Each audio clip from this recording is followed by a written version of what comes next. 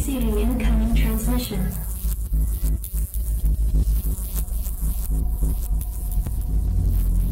Hey everybody, it's this guy here for the Bitchin' Report.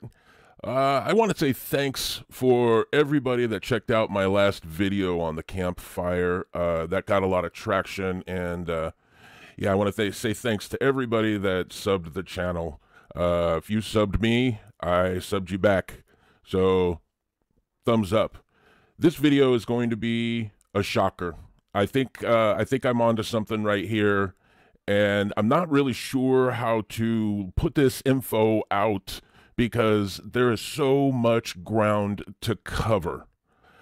I'm Bill O'Reilly. Fucking thing sucks. Do it live. Fucking thing sucks.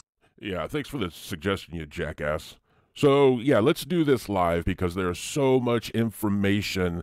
I'm not really sure how else to get it out. So I apologize now if this seems a little disjointed, but there is just so much to cover. So let's get this show started. Now, if you don't know what chemtrails are, or you're on the fence, I would strongly suggest you check out my chemtrail spotting videos. I did 16 very short videos just going through the globe and pointing out how to see the chemtrail spraying.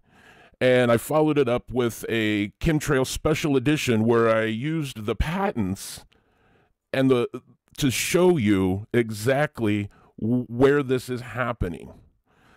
I want to be quick about this video, so I'm just going to go through some of the data that I've got, and we'll go from there. All right? Don't walk away from me when I'm talking to you. So for those that might still be on the fence, here is a partial list of the patents that involve aerosol spraying, what is called chemtrails. We cannot afford to have you on the fence anymore. You have got to get yourself aware and informed about this program. This is very detrimental to our well-being. You can see right here, this document shows that they have been cloud seeding in Utah since 1973. This is happening. You cannot deny this anymore. So last year in the middle of November, I noticed this black line is the barometric pressure. And you can see there is absolutely something wrong right there. So once I noticed that was going on, I started really paying attention to it and following it. You can see each one of these folders has a lot of data. Some months I slept off, had a problem with my storage capacity to keep this. But you can see, look, right there, another day, another day, another day. So there is something amiss with the barometric pressure going on. So I really started documenting this and paying attention to this is my local weather. This is just weather underground, you know, the 10-day forecast or whatever. I really you can see up here, you check it out, 91 and 54. Okay. So what I'm about to show you is just going to go along with that right there. So it has been freezing ass cold. I mean, really cold. Now what you can't see is this. 36 degrees outside, but it feels like 58.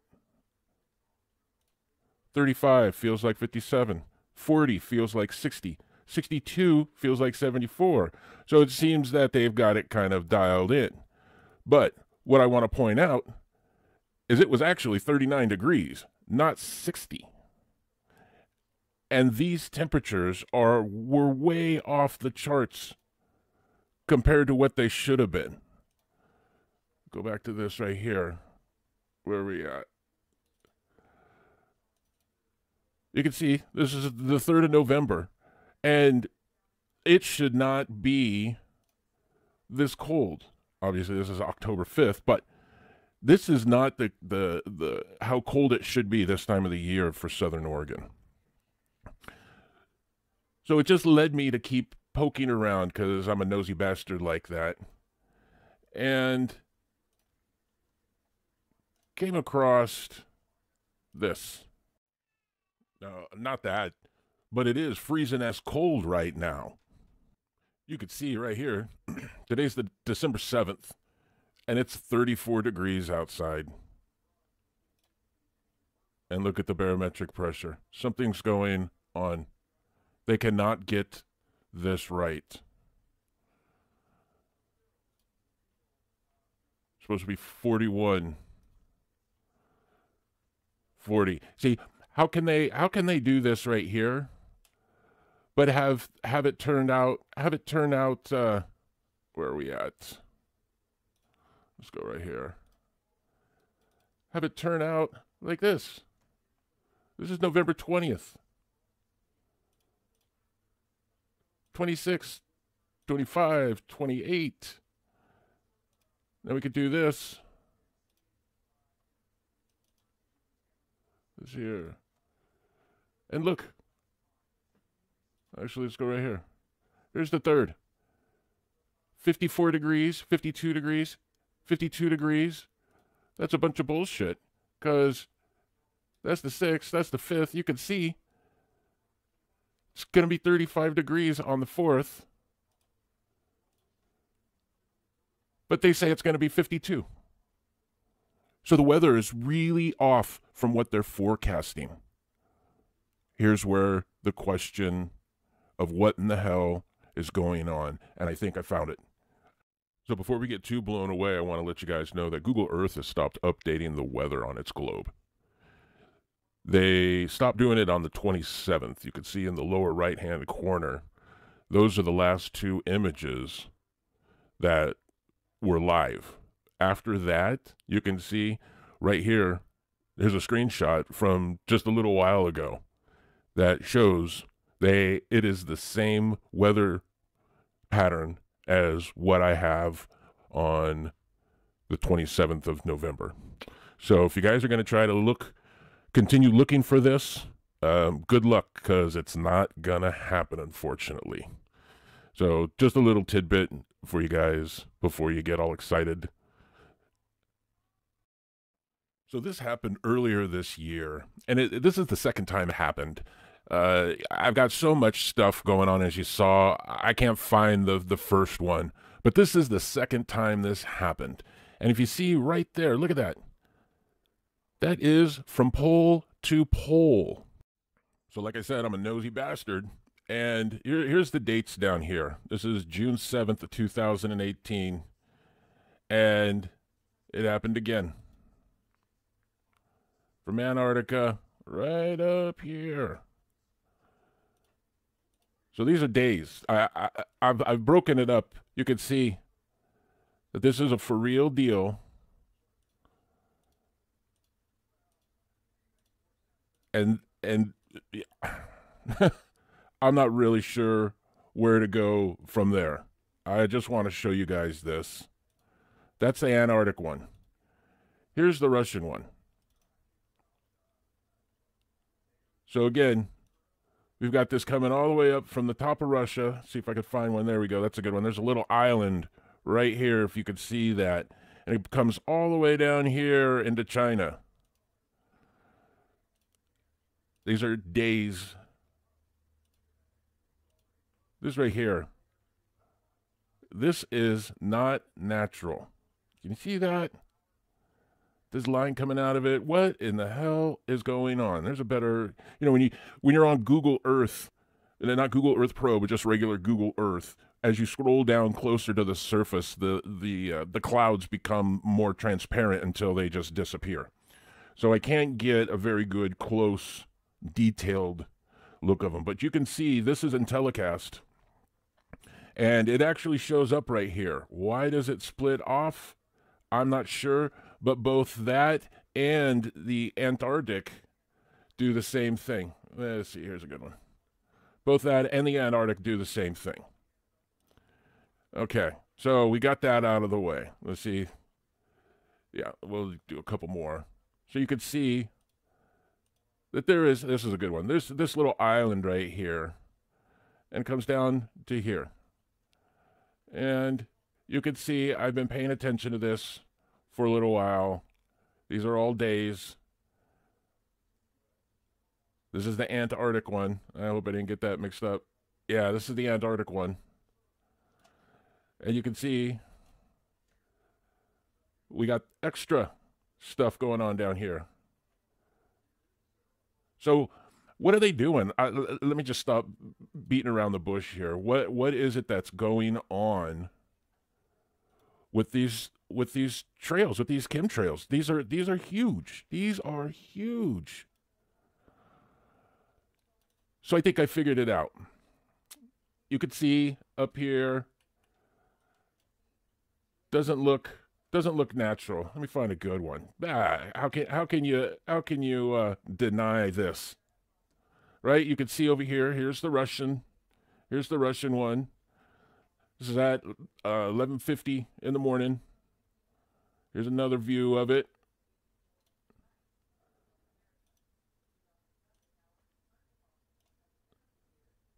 Another show right there. So again, these are days. That's a close-up view.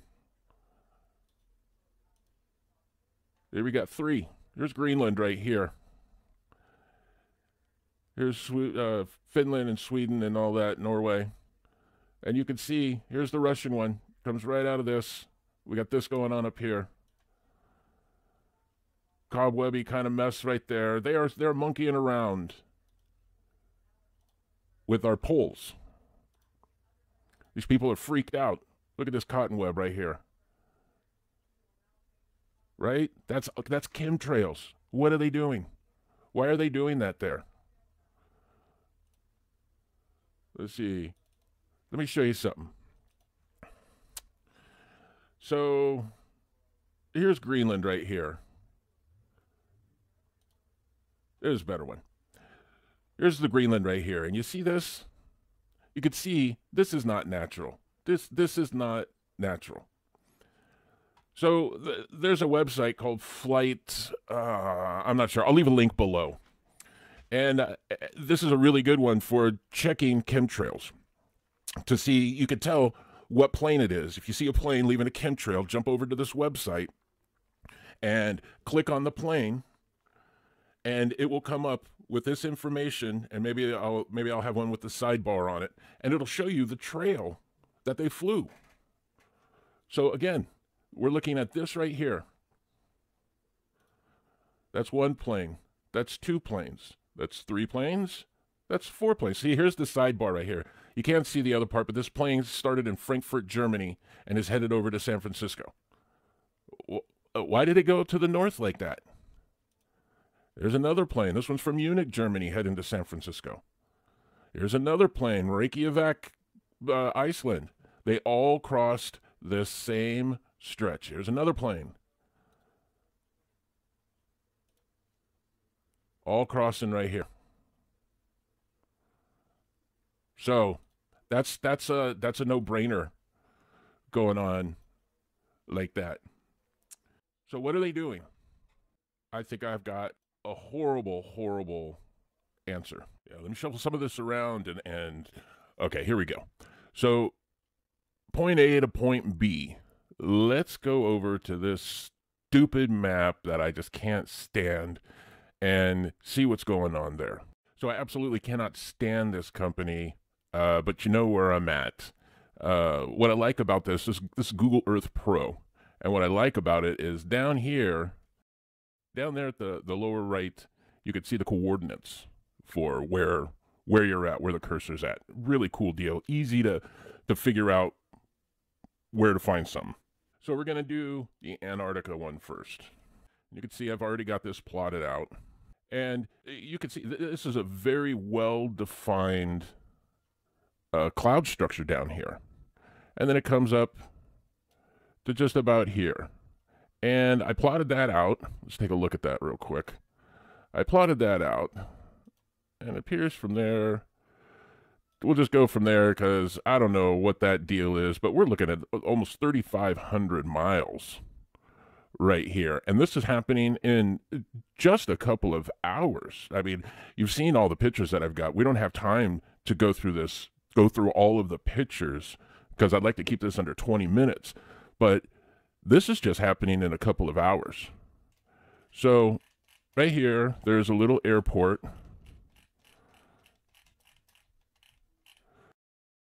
That looks very possible to handle an airplane, handle a chemtrail plane. Very possible. Or it could just stop spraying the chemtrail right there and keep flying on and maybe crash out into the desert or something. Who knows? So let's take a look at this Arctic one. I call it that, the Arctic Russian one, because it starts up here off of this little tiny island, and it comes down here into China, but the origin is up here. So let's go look up at the Earth map and see where these planes are coming from and where they're landing. But real quick, before we change this, notice this right here? Not natural. This should be in the Arctic file as well, but that's not our focus right now. So you can see I've plotted this out. The big thing is this right up here. While the trail starts somewhere in this area, this is the closest airport that I find on this little island. Again, something that could carry, or something big enough that accommodate, a full-size plane. You can see we got this is next red. No, this is just storage tanks, probably. Well, it could very well be for the coolant that they're using. I'm going to show you some patents here in 2 seconds after I get done doing this for you guys. The plane, or what we're probably going to find out here in a second, ends up somewhere down here into China. And if you've ever tried to find something in China, this is like finding a needle in a haystack. The way these communities are spread out and built, that's not a good example. Let's find a good example for you, because this is just crazy. The way they well, yeah, we'll forget about that for right now. Let's go to the airport. This is where I have found the closest airport to the end of the trail. Right here, another, again, can accommodate some full-size planes to spray. And I believe, do we got a number 33 one right? Nope, not on this airport. All right. So now you can see that there are airports close enough for them to land a plane. But is it a plane? How can they make these trails, these chemtrails, first of all, so thick? Look at how thick that is. So long. How do they do that in just a matter of hours? What kind of a craft do they have that can do that? Why are these temperatures so off? Why does it feel like 57? It's 35, but it's going to be 94. It's going to be 74, but it's 31. Feels like 56. It's 29. Feels like 54, but it's going to be 80 degrees. How can these instruments be so off? Everybody's freezing their ass off. Why? Well, here's some patents that show that they have the ability to super cool clouds. There's actually people trying to figure out how to freeze the atmosphere. So let me read something from this patent, just a little bit. Check this out.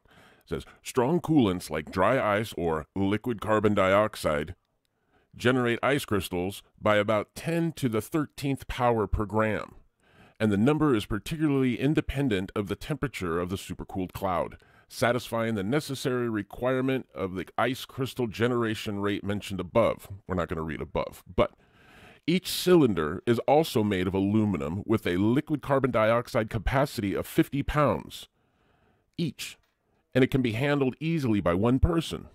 To satisfy the requirements for an emergency landing and to save space in the seating aircraft, It has a low profile design by tilting the cylinder with the valve position at the lower end so that the liquid can be sprayed by its own vapor pressure. If instead the gas is discharged, the evaporative cooling of the liquid inside the cylinder causes formation of dry ice and will stop the spraying. So real quick, they're spraying, this just said, they're spraying liquid carbon dioxide. Aren't they telling us that carbon dioxide is causing the planet to heat up? This is asinine. Asinine. So let's read a little bit about dry ice real quick. Dry ice is a solid form of carbon dioxide. It is used primarily as a cooling agent. A block of dry ice has a surface temperature of about negative 109 degrees Fahrenheit. Dry ice also has a very nice feature of sublimation. Sublimation is just breaking it down. It turns directly into carbon dioxide gas rather than a liquid. The supercooled temperature and the sublimation make dry ice great for refrigerants. Right? So they're spraying liquid carbon dioxide.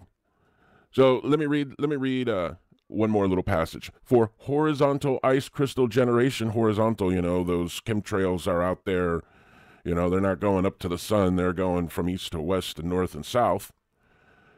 For horizontal ice crystal generation in the present invention, it is most convenient to use liquid carbon dioxide because it is highly effective in ice crystal generation, non-toxic, non-flammable, inexpensive, and get this, safe for the natural environment. What's the BS about carbon dioxide? Little further, liquid propane, liquid air, and liquid nitrogen could also be used. Yeah, it satisfies the requirement of being housed in a seating aircraft and has been approved by the FAA.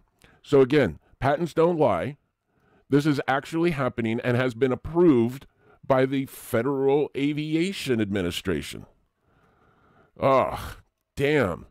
So it mentioned liquid propane, liquid air, and liquid nitrogen. So real quick, I want to tell you a little bit about that because it's just like liquid dry ice, liquid carbon dioxide. Propane is a petroleum-based product that is used either as a liquid or a vapor form. We've all got a barbecue out on the back, gas barbecue, you put propane in it. You can feel the tank gets kind of cold. Propane can only be found in its liquid form when under extreme pressure, and the temperature is below negative 45 degrees Fahrenheit. That's why you can touch it and it gets cold, or it feels cold. When liquid propane reaches a temperature of negative 44 degrees Fahrenheit, 1 degree cooler, it boils. Propane boils at negative 44 degrees and turns into a vapor. So liquid propane in itself is a freezing agent. Liquid propane is extremely cold. It can be very dangerous if it's handled improperly. You can get frostbite really quick, extreme frostbite. It's also odorless, colorless, tasteless, and appears much like a glass of water. They talked about liquid air. Liquid air can be turned into a liquid by cooling it to around 196 degrees Fahrenheit using standard equipment. Then it could be stored in insulated vessels. They talked about liquid nitrogen. Liquid nitrogen boils at negative 320 degrees Fahrenheit. That is incredibly cold. Liquid nitrogen is cold enough to exist in a liquid form. It is used for many cooling and cryogenic applications. Why would they want to freeze the planet? That's just crazy. This right here is a graph. You could read it for yourself. I'll just real quick. The green is when the planet was frozen. The purple circles are when the planet thawed. What kind of planet do you see us living on? You see that all the way at the very end? Get ready. Get ready. This is going to happen naturally. Why would they want to speed it up?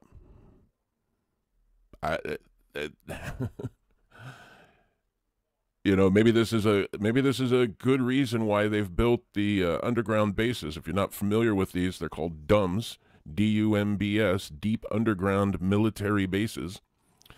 Maybe that's what those are all about. They know that this coming snowball Earth is about ready to happen, and they're going to protect themselves. But what could have caused that chemtrail to go all the way across the planet? Well, you're looking at it right here. I'm not sure who the ass is that felt they needed to invent this, but this right here is a projectile or a missile that can dispense gas, vapors, powders, or chemically reactive substances. So they could shoot a bullet across the planet and spray a chemtrail. You know, I think I said it earlier that I have spent so long looking through patents that there's my patent file, my patent bookmarks. All these patents I've gone through, and I've found some incredible, dangerous patents that are detrimental to the human species. Why are people doing this? Why is there a patent to reduce the fighting strength of opposing combatants using electromagnetic frequencies? This is off the charts. We are in deep, deep water. There are some very evil people running this planet. The time is now to get off the fence, get yourself informed, and get into the game. One morning you could wake up and wonder what in the hell happened. Don't wait till then. For the Bitchin' Report, I'm this guy here, bringing you the information you need to be an informed human being. Stay safe, everybody.